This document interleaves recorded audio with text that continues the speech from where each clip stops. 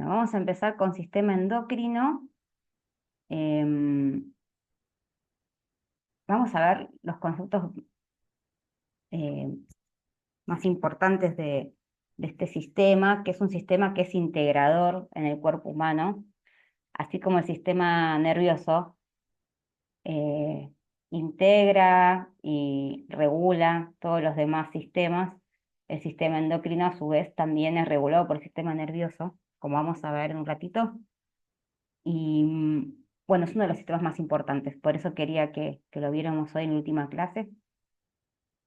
Lo importante del sistema endocrino es entender que es la forma en que el organismo, o sea, sistema endocrino tiene muchos organismos, nosotros nos vamos a centrar en el sistema endocrino humano, pero es la forma que tiene un organismo formado por sistemas, órganos y células complejo, de coordinar eventos que ocurren a distancia. Por ejemplo, en el caso de la pubertad o en el ciclo menstrual, el sistema endocrino es vital porque lo que hace es regular, por ejemplo, eh, sí, cuando comienza el ciclo menstrual y los procesos que ocurren, que ya los vamos a ver dentro del ciclo, pero a partir de mensajeros que son químicos. Estos mensajeros químicos son las llamadas hormonas y en general eh, la sangre es la que los transporta. Estas hormonas tienen distintas formas y orígenes, pero en general van a estar producidas por glándulas, lo que se conoce como glándulas, que son órganos específicos que secretan sustancias que pueden ser hormonas o no, a veces simplemente secretan sustancias como las glándulas sudoríparas que secretan sudor, pero otras lo que hacen es excretar hormonas a la sangre, o sustancias dentro del cuerpo, ya lo vamos a ver. Y con estas hormonas es como nuestro cuerpo va a ir regulando los procesos que están a distancia, ¿sí?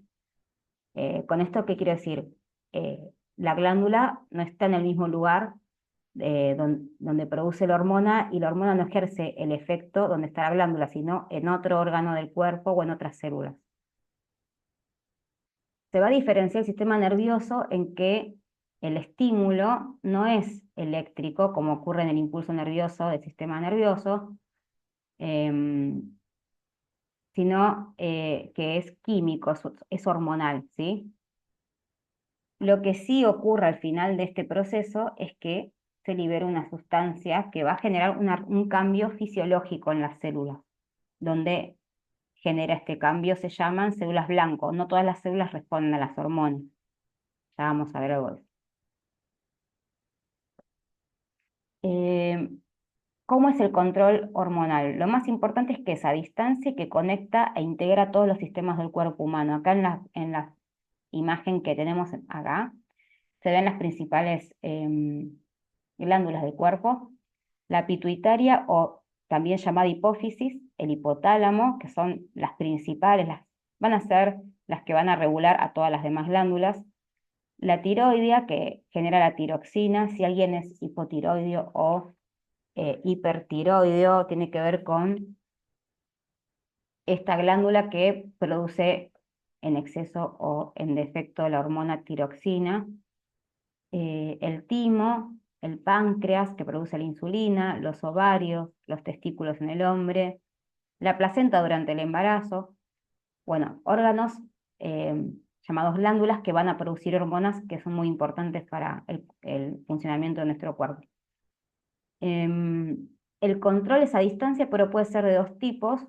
Agudo, o sea que hay una respuesta rápida al estímulo. Por ejemplo, yo veo venir un auto y se me acelera el corazón y se libera adrenalina, ¿no? Esta hormona va a generar que, bueno, se me acelere el latido cardíaco. eh, También va a generar que se dilaten los bronquios, que se me dilaten las pupilas y que genere una respuesta aguda. Pero en general el control suele ser crónico, o sea, hay un estímulo, eh, y este efecto de las hormonas es a largo plazo, o sea, es en muy pocas cantidades porque las hormonas se secretan en poca cantidad y generan un efecto en el órgano blanco, a donde tiene que llegar y generar una respuesta, pero ese estímulo es a lo largo de mucho tiempo. Es el caso de la pubertad, ¿no? Que hay estímulos que van a determinar que se empiece a secretar los ovarios, por ejemplo, en las mujeres o en los hombres en los testículos, hormonas como la progesterona y el estrógeno, en el hombre la testosterona, aunque la mujer también tiene testosterona, pero va a determinar eso que maduren los ovarios, que se empiece el ciclo menstrual, que empiecen a madurar eh, las glándulas mamarias, que se acumule grasa en las caderas, en las mujeres, ¿no? Entonces, este control es crónico porque es a lo largo de mucho tiempo. No sé si conocen el caso de las chicas o las nenas que empiezan a menstruar de forma precoz a los 6 7 años o 8 o 9. Hay varios casos, yo conocí uno, y lo traigo porque en general esto pasa porque hay alguna, no sé lo que leí de información, ¿no? Que tiene que ver con que se está estimulando eh, mediante las redes, ¿no? Lo visual, el cerebro y el sistema nervioso al estimularse comienza el proceso de maduración, o sea, de madurez del sistema reproductor antes de tiempo, ¿no? Entonces, miren cómo los estímulos pueden generar un cambio, que es lo que está pasando ahora y que, bueno, no está bueno, ¿no? Porque eh, este, no sé, la menstruación precoz genera un montón de problemas en las nenas, ¿no? Entonces se retrasa suministrándoles hormonas. Pero bueno, nada, hablando de cómo el sistema hormonal está súper influenciado por lo emocional, los estímulos externos, hasta incluso diría la cantidad de horas de luz y oscuridad que hay en nuestro día, ¿no? Todo el ciclo circadiano está influenciado también, eh, influencia al ciclo hormonal. Bueno, ¿y qué es lo importante? Que este sistema endocrino va a sufrir cambios metabólicos, de división celular y apoptosis. Estos son los tres principales cambios que genera en el cuerpo, en las células donde actúan las hormonas. Cambios metabólicos quiere decir, por ejemplo, que se sintetiza una hormona o otra sustancia dentro de esa célula, que se dividan las células, por ejemplo, en el caso de la menstruación, la apoptosis, que es que las células, por ejemplo, del endometrio, cada ciclo menstrual degeneran y vuelven a crecer. Entonces, estos son los tres cambios que las hormonas pueden generar en las células. ¿Hasta acá vamos bien? Si tienen dudas, Sí, profe. bueno, vamos a seguir. Entonces tenemos hormonas y glándulas. Las glándulas son las que van a producir las hormonas, ¿sí? ¿Qué es una glándula? Es una estructura pluricelular, o sea, de muchas células, que va a sintetizar sustancias. Ahora, hay glándulas endocrinas y exócrinas. Las endocrinas van a volcar la sustancia, que es la hormona, a la sangre. ¿En donde? En el sistema circulatorio, que ya vimos que es el que transporta nutrientes, transporta los desechos, los gases. Y también ahora aprendimos que vuelcan y transporta la sangre las hormonas. Las exócrinas son glándulas que transportan las sustancias por conductos dentro del cuerpo. Por ejemplo, em, tenemos el páncreas que va a producir bilis y esos jugos que produce van a la vesícula biliar y el hígado también. En realidad el hígado produce la bilis, pero el páncreas aporta algo de sustancia a formar esa bilis, ¿no? Entonces eso va por conductos a la vesícula biliar. En ese caso es exócrina porque está sacando la sustancia fuera de ella hacia otra parte del cuerpo, pero no por la sangre. o también puede ser que lo transporten por conductos al exterior. El ejemplo es la glándula sudorípara que hablamos al principio, que esta glándula, la sustancia que produce, que es el sudor, lo, eh, lo transporta hacia el exterior, en este caso hacia la piel, para regular la temperatura cuando hace calor.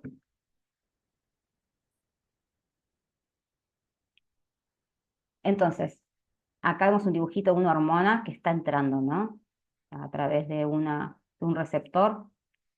Lo importante de las hormonas es que tienen una estructura química definida y muy específica, y que cada hormona va a ser eh, reconocida por un receptor en las células a las que vamos a llamar células blanco, que son las células que van a generar una respuesta o tener un cambio frente a la presencia de la hormona. Ahora, no todas las células tienen receptores para todas las hormonas. Cada hormona tiene células blanco específicas dentro del cuerpo. Estos mensajeros van a actuar a distancia y van a generar una respuesta que puede ser fisiológica, o sea, normal o anormal. En el caso de ser una respuesta normal, como que hablamos recién de la pubertad precoz, sería una respuesta patológica, o sea, que puede generar cambios que no son beneficiosos para el cuerpo.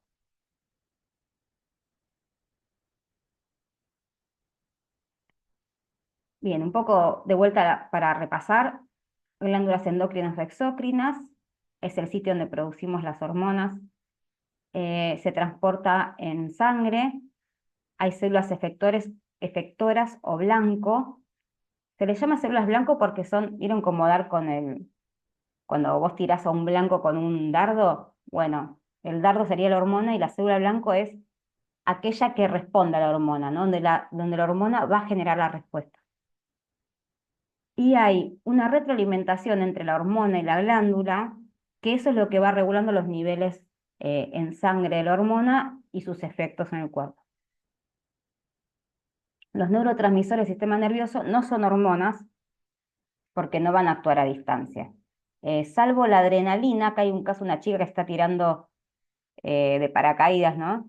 Bueno, cuando estamos frente a una situación de estrés o de peligro, se libera la adrenalina, que sí puede actuar como un neurotransmisor y como una hormona, como las dos cosas. ¿Qué hace la adrenalina? Un ejemplo, ¿no? Esta hormona incrementa la frecuencia cardíaca, dilata los conductos de aire para que podamos respirar y que ingrese más oxígeno a que haya más hematosis y vos puedas, por ejemplo, reaccionar corriendo, o sea, una reacción de lucha o huida se llama, ¿no? Frente a una situación de peligro. Bueno, esto es una hormona, para que vean cómo son las estructuras químicas, no es que la tienen que saber, pero son complejas, y hay varios tipos, algunas son derivadas de aminoácidos, el ejemplo es la hormona tiroidea, tiroxina, que es del triptófano, otras son derivadas de proteínas y péptidos, como la insulina, y algunas son derivadas del colesterol, como la testosterona, el estrógeno y el cortisol, que es la hormona del estrés. De ácidos grasos, las prostaglandinas. Esto es interesante, por ejemplo, cuando hablamos de la anorexia, creo que hablamos algo con el mismo sistema digestivo. Al no consumir grasas, no hay colesterol para poder producir las hormonas sexuales. Por lo tanto, el ciclo menstrual en una mujer que padece anorexia va a estar súper desregulado o ausente, ¿sí? Acá vemos entonces la importancia de la alimentación vinculada a las hormonas, ¿no? La mayoría de los precursores son incorporados a partir de la alimentación, de los nutrientes. Bien, se nos va a cortar en 10 minutos. Yo creo que con 10 minutos más o menos llegamos a ver lo más importante. Simplemente vamos a ver algún ejemplo a partir de... Quizás los hago volver a entrar para cerrar y ya está. Algo que les quería remarcar acá es que la hormona que es liberada en la sangre va a llegar a todas las células del cuerpo, pero solamente va a generar un cambio en las que tengan receptores para esa hormona específica, o sea, que sea una célula blanco. O sea, en la sangre va a haber hormonas de todo tipo y van a llegar a todas las células del cuerpo, pero no todas van a reaccionar frente a esa hormona. Hay dos tipos de hormonas, las hidrofílicas, como ven acá,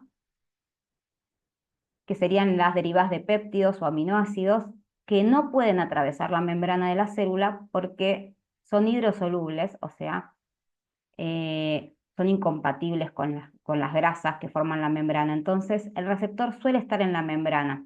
Acá se ve como este receptor, que es una proteína, está uniéndose a la hormona y eso va a generar un cambio en la célula. Los otros tipos de hormonas, que son las lipofílicas o liposolubles, estas sí son compatibles y afines con la membrana porque son iguales que ellas, son grasas. Entonces los receptores suelen estar dentro de la célula, como se ve acá, en el núcleo de la célula o en el citoplasma, aunque también puede haber receptores en membrana, pero en general los receptores van a estar adentro de la célula. ¿Por qué hacemos esta diferencia entre estos tipos de hormonas? Acá hay otra síntesis de lo que les contaba recién, este dibujito, porque estos mecanismos de acción de las hormonas, si es que hay receptores en la membrana o adentro de la célula, son lo que se estudian para, por ejemplo, administrar fármacos que regulen patologías hormonales, ¿no? El caso más conocido es por ejemplo, la tiroides, ¿no? La tiroxina o la insulina. La insulina es una hormona que permite que la glucosa que está en sangre ingrese a la célula. Entonces, estos mecanismos, según cómo sea la hormona, nos van a permitir, bueno, permitieron diseñar fármacos que, por ejemplo, inhiban o que actúen en lugar de la hormona que no está. En el caso de la diabetes tipo 1, lo que falta es la insulina que permita que la glucosa ingrese a las células. Entonces, nada, es muy importante entender que según cómo sea la hormona, el receptor va a estar en la membrana o adentro de la célula, y esto va a generar un cambio en, por ejemplo, la transcripción de algún gen dentro de la célula, en ambos casos, ¿no? Pero sobre todo en la que es liposoluble, si está en el núcleo, directamente puede afectar la transcripción de algún gen y que se esté sintetizando alguna proteína específica en la célula blanca. Esto se entendió porque suele ser lo más complejo sobre el sistema, o si tienen dudas. Sí, profe. Bueno, seguimos entonces. Em, Acá lo importante que les quería dejar es este modelo de llave cerradura, que lo que nos dice es que claramente yo no puedo entrar a la casa de un vecino porque mi cerradura es totalmente compatible con mi llave, ¿no?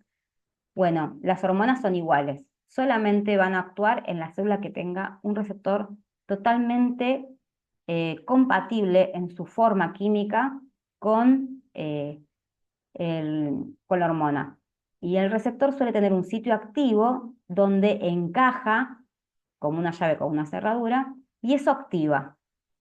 ¿Qué activa? Activa señales que van a modificar muchas cosas dentro de la célula. Puede modificar el citoesqueleto, inhibir una acción de una sustancia que se produzca o activar esa síntesis de otra sustancia, inhibir o activar la transcripción de un gen específico dentro de la célula. Esta unión va a ser reversible, tiene un límite, no es que las hormonas actúan todo el tiempo, cuando ya todos los receptores están unidos a una molécula de hormona, se satura el sistema. Eh, y hay entonces una complementariedad en la forma entre el ligando y el receptor, o sea, la hormona y el receptor. Acá ya vamos ligando la hormona también. En algunos casos hay un ajuste inducido, que es una vez que se une la hormona con su receptor, hay un cambio en ese receptor que va a generar que se active el mismo y genere una señal.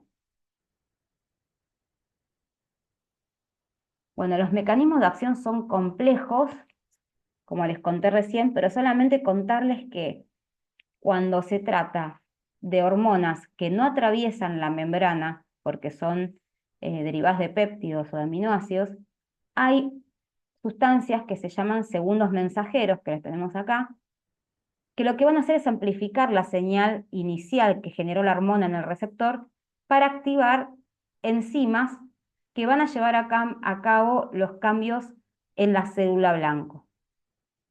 En esto puede intervenir un montón de proteínas y enzimas y se produce lo que se conoce una cascada de señales. Uno activa al otro y el otro al otro y así va a generar el cambio en la célula. En las lipofílicas es más sencillo porque como pueden atravesar la membrana, la hormona directamente puede ser ella misma la que inicia, activa, por ejemplo, la transcripción de un gen, ¿no? En este caso.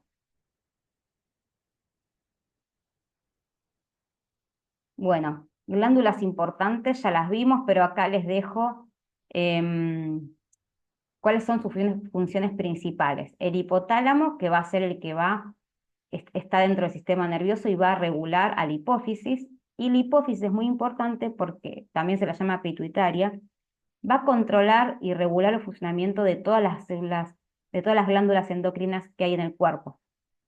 Por ejemplo, la hipófisis secreta la hormona de crecimiento, que regula un montón de tejidos del cuerpo, ¿no? La tiroides regula el metabolismo celular, por ejemplo, los niveles de iones en el cuerpo, regula también la temperatura.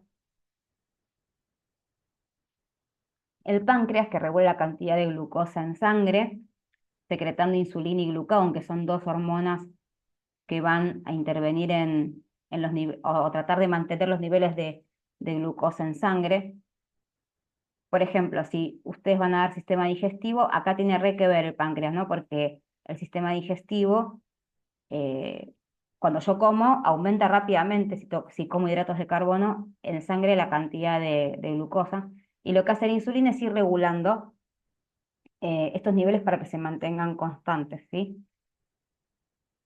Los ovarios y los testículos, que regulan el ciclo menstrual. La gametogénesis, que es la formación de las gametas, por ejemplo, en el varón, la formación de los espermatozoides y en la mujer, eh, la maduración de los óvulos, que ya están formados desde que la mujer es un embrión, ¿sí? Pero cada mes uno de esos óvulos va a, a madurar.